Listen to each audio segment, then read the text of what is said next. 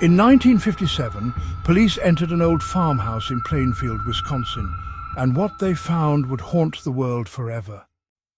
Bowls made of human skulls, chairs upholstered with human skin, masks crafted from the faces of the dead, and at the center of it all, one quiet, reclusive man named Ed Gein.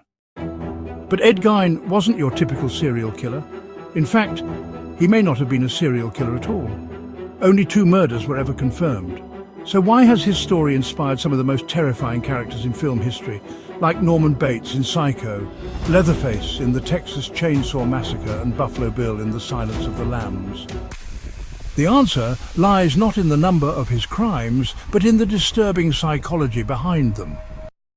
Ed Gein grew up under the iron grip of his mother, Augusta, a religious fanatic who taught him that all women, except herself, were wicked. Ed became completely dependent on her, emotionally isolated and socially cut off. When Augusta died in 1945, something inside him shattered. Grief twisted into obsession.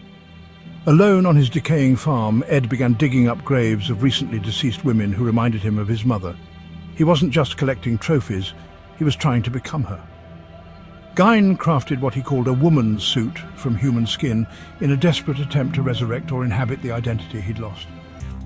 Experts diagnosed him with schizophrenia and severe psychosis. He experienced hallucinations, believed his mother spoke to him from beyond the grave, and acted out these delusions through grotesque rituals.